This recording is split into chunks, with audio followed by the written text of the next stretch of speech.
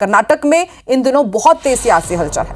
विधानसभा में आज सरकारी ठेकों में 4% मुस्लिम आरक्षण से जुड़ा बिल पास कर दिया गया है। हालांकि इस दौरान बीजेपी विधायकों ने जमकर हंगामा किया। बिल की प्रतियां फाड़ दी गई, स्पीकर पर फेंकी गई। बीजेपी विधायकों ने हनी ट्रैप को लेकर भी सिद्धारमैया सरकार को घेरा। देखिए रिपोर्ट।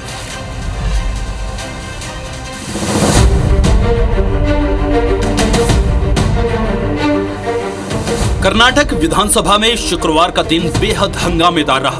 बीजेपी सांसदों ने सरकारी ठेकों में 4% मुस्लिम आरक्षण के खिलाफ जमकर विरोध और नारेबाजी की। बात इतनी आगे बढ़ी कि बीजेपी सांसदों ने सदन के वेल में आकर बिल की प्रतियां फाड़ी और उसके टुकड़े स्पीकर पर फेंक दिए। हालांकि इसके बाद भी बिल पर वोटिंग नहीं रुकी और इसे विधानसभा में पास कर दिया गया। बीजेपी ने इस बिल को असंवैधानिक बताकर विरोध किया। वहीं सिद्धारमैया सरकार ने बिल को अल्पसंख्यकों को सामाजिक न्याय और आर्थिक अवसर देने के लिए सकारात्मक कदम बताया। हमने तुष्टीकरण सदैव देखा है कि कांग्रेस पार्टी और ये कांग्रेस पार्टी के जो घटक दल है, इनकी राजनीति परिवारवाद, तुष्टीकरण के आधार पर और जातिवाद के आधार पर चलती है। मगर जो कर्नाटक में आज सिद्धारमैया सरकार ने किया है वो तुष्टीकरण की पराकाष्ठा है और इसलिए यह कहना अतिशयोक्ति नहीं होगा कि Rahul is unfit for a sound political decision. Rahul Gandhi कहीं न कहीं पॉलिटिकली अनफिट हैं। कर्नाटक विधानसभा में हनी ट्रैप मामले को लेकर भी हंगामा हुआ।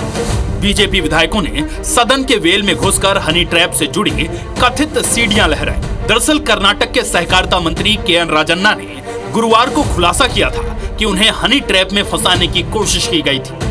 कर्नाटक के कई विधायकों और सांसदों को इस जाल में फंसाया गया है। राजन्ना के इसी खुलासे पर विधानसभा में हंगामा हुआ। बीजेपी नेताओं ने सीएम सिद्धारमैया पर तंज कसा कि हनी ट्रैप में विपक्षी पार्टियों के नेताओं को फंसाने के लिए कितना बजट रखा गया है। सीएम सिद्धारमैया ने विधायकों को भरोसा दिलाया कि इस मामले में किसी दोषी को बख्शा नहीं जाएगा। सबके अधिकारों की रक्षा की जाएगी, चाहे वो किसी भी दल के विधायक हो, निर्दलीय हो या फिर आम जनता हो।